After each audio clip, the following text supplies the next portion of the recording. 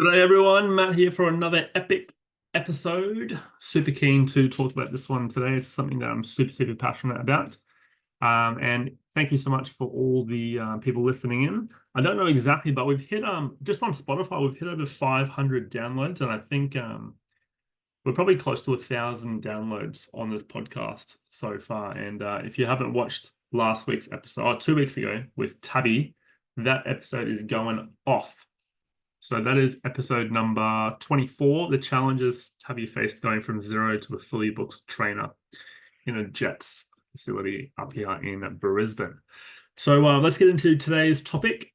So super passionate about this one. I'm going to talk to you guys about planning day and what I do with myself and what I do with my clients to ensure that they stay focused and productive for for the next 3 months. So you do it every quarter.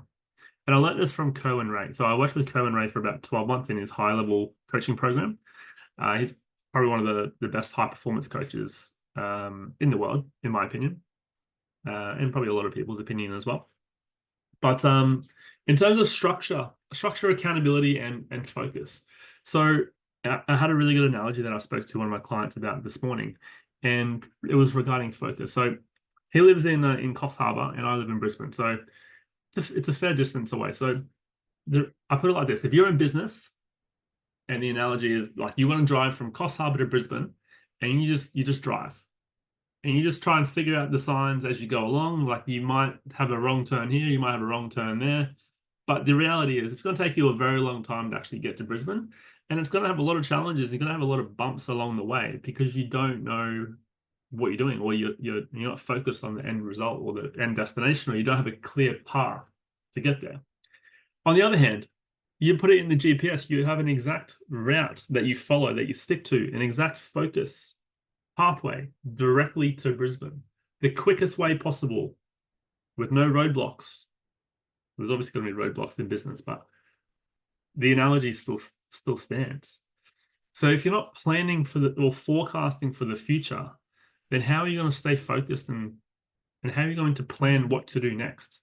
So in my experience, and this helps me. Like I did the figures the other day. I've made over like 1.1 million in the fitness industry, um, in the last 4 years.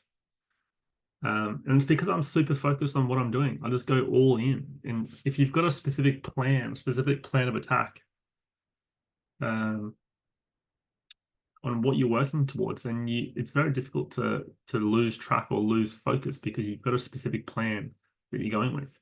So I'm going to go through what that process is. I'll go through the structure of it. I'm not going to go through an exact replica of it because it does usually take about 3 to 4 hours to go through.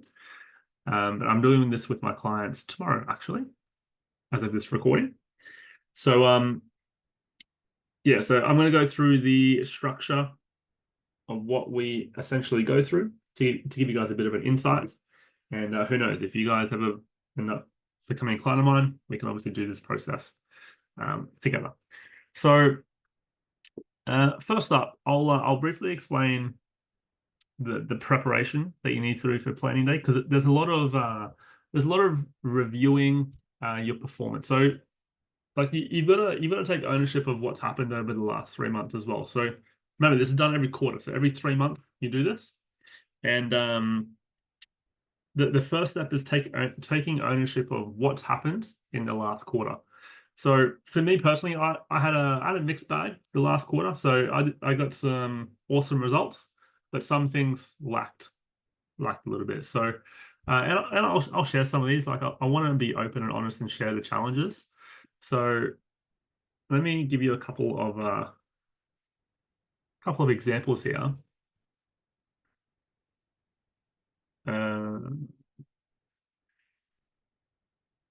Because I did my planning day myself for my two businesses on last week. So I've done this recently. So a couple of things that I kind of didn't go to plan.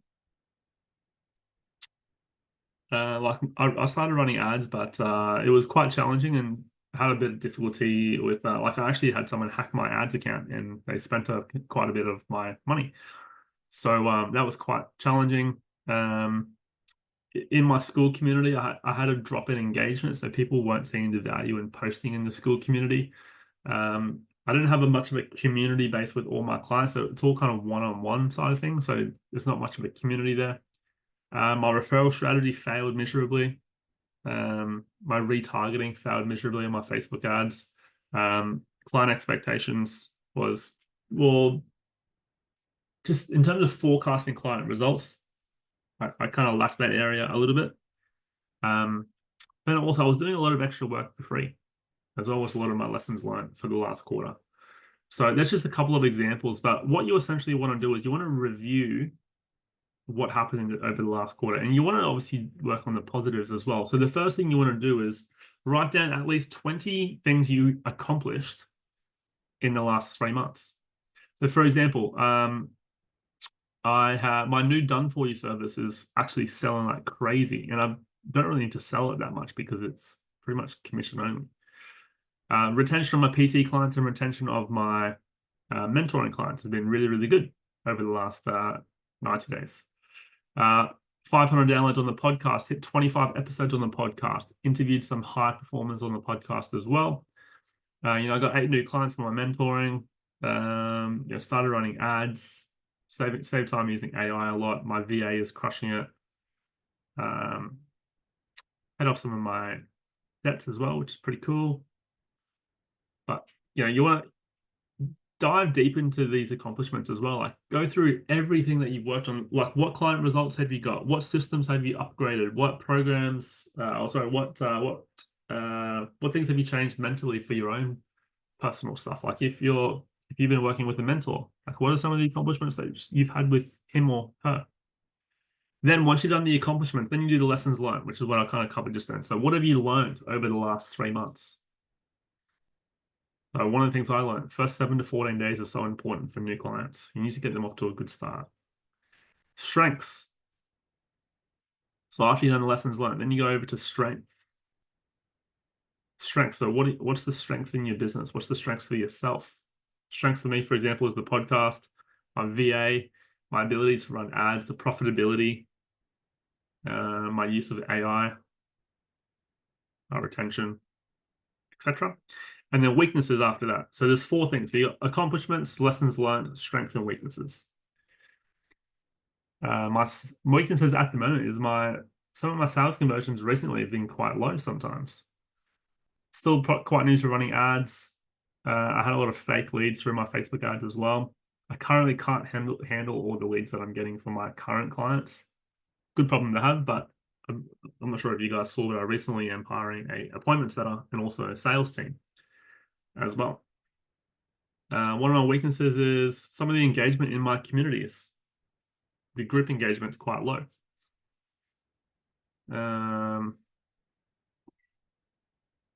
Posting on social media, I'm not that good on posting on social media these days, so it's one of the weaknesses. So that's essentially what you need to do for the pre-work for the planning day. So once you've got the pre-work, that's the review part, and this is where you can identify the things that didn't go to plan and that you can fix going into the next quarter. So the next part after this, and I'll share my screen for this one. So this is literally my planning day notes. So let me get rid of that stuff. So if you're not watching, I suggest watching this one if you can, but you should also still be able to understand if you're just listening in the car or whatnot. So once you've actually done your accomplishments, your lessons learned, your strengths and weaknesses, then you need to identify the top 3 for each one of you. So you should have 3, 6, 9, 12. You should have 12 things highlighted. That is your top accomplishments, your top lessons learned, your top strengths, and your top weaknesses for that last quarter. Okay? And take your time with identifying these top three for each one, because this is the stuff that we're going to be focusing on for the next quarter. Because you can't fix everything at once, right? So you only want to focus on 12 things, and we're going to even narrow that down even more after that. So once you've done those 12 things, then we do what we call the strategic analysis. which is we identified the objective that we wanted to achieve from those things. So for example, I'll just give you guys a couple of examples here because this part can get confusing. So you'll see in here, it says, how do we, which is the objective, and then given that is the obstacle. So one of my accomplishments was my new done for you offer is selling like crazy. So my objective is, how do I handle new done for you clients because they're selling like crazy? And then the obstacle is we haven't got a scalable product with feedback on client experiences yet. Because it's such a new product or service, I haven't actually had that many results from it just yet. So all these people are trying to come in and do this done for you service, but I actually don't have feedback on the products just yet. So that's the obstacle that I've got. So you see how we're now identifying things that are going to be problems through this process. So then what we do from there is, and you'll do that same process with all 12 of those things. So you'll have 12 objectives and 12 obstacles. Once you've got those 12 obstacles, those obstacles are essentially the things that you're now going to focus on and fix in the business over the next 3 months. And this is how you become super productive and get so much progress in the business every 3 months, because you're constantly reviewing and auditing the business and your performance to then forecast and focus on the next things that you need to work on. There's always stuff to work on in business. So for example, once you've done that, so the how do we given that, I'll give you another example. So one of my other accomplishments was my retention rate. So the objective is, how do we increase our retention to 100%? And I think it's currently about 95% at the moment. How do we increase our retention to 100%? The obstacle is clients don't have a clear onboarding process with expectations and targets to hit by certain times, and they don't use the KPI tracker. So that's something that I've identified. People aren't really using the KPI tracker. And they don't have, well, I don't have a clear onboarding process. That's something I need to fix. So let me tell you what we do then. So now I'm just going to use those two examples. Then we break them down into tactical operating priorities or hot action items. Hot action items are one-off tasks that can be done, not instantly, but it just needs to happen once and then it's done. Tactical operating priorities are a bigger goal that takes multiple micro goals to achieve. For example, one of my tops that I've got is we have added 5 new clients and maintained 90% retention rate. So that's a bigger goal that's going to take a little bit of time to achieve. I'm not going to be able to do that in like 1 week, for example. That's going to be over the quarter. Another one that I've got over the quarter, we have hired an appointment setter and sales rep to help with leads. So that's in relation to how do we handle the done for you clients. Okay. Now, an example for the hot action item is we have created a new onboarding process for all new clients about expectations, targets, and KPIs. So that is relating to that first one that I was talking, the second one that I was talking about, where the onboarding process needs some work. So that's the difference there, team. So tops are tactical operating priorities, which takes the whole quarter or a goal over the whole quarter, whereas hot action items are things that need to be done as a one-off. So then basically, once you have done your 12 objectives and obstacles, you're basically going to turn them into tactical operating priorities and hot action items. With your hot action items, you need to pick a date that you're going to have them finished by. So for example, for the first one, we have created a new onboarding process for all new clients, their expectations, etc. I might say I'm going to get that done by the 15th of July. So then what I do, I time block that task and how long it's going to take me into my calendar right now, so I know that it's going to get done by that time. This is creating the roadmap. So if you want to get X result end of the quarter, this is what you need to do this week, next week, this week, etc. So this is how you're going to stay focused for the whole quarter. And then you review your performance again. Now, your tactical operating priorities, you only want to ideally have between 3 to 5 of them, because they're the bigger goals. You only have so much focus, okay? Everything else should be a hot action item. And if it's not, if you've got like 6 or 7 tactical operating priorities, you need to narrow that down. There's too much stuff to focus on. Just pick your highest priorities and then review it at the end of the quarter and see if those things are still relevant, and then you can focus on that other stuff in the next quarter.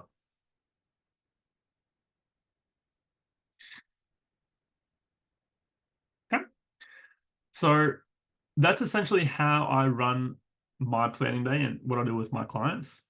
After we've actually done this, to solidify this into our subconscious mind, what we actually do is we do a mindfulness meditation. So we do a meditation, and then we actually write a letter to ourselves, solidifying that stuff that we just talked about. So what you actually do is you visualize this stuff multiple times through the meditation, and then you write it all down on paper as if it's already happened. And it's the same with the language that I'm using here, if you can see this. We have added 5 new clients and maintained 90% retention rate. So we have already done it. We have a VA working on our Facebook and Instagram accounts. We have hired an appointment center and sales rep to help with leads. We have created a new onboarding process. We have created new incentives within the school community. It's as if it's already happened. So that's essentially the planning day team. So as I said, you're reviewing your performance. So take ownership of what happened. Then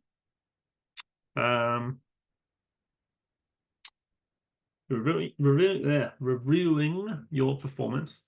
Then you're identifying what are the high priority tasks that you need to do, or high priority, what's the word I'm looking for? Your high priority, I'd say tasks. Your high priority tasks that you need to do, which is basically the objective, and coming up with the obstacle. Then you turn that into tactical operating priorities and hot action items, and then you meditate on that and visualize that already happening.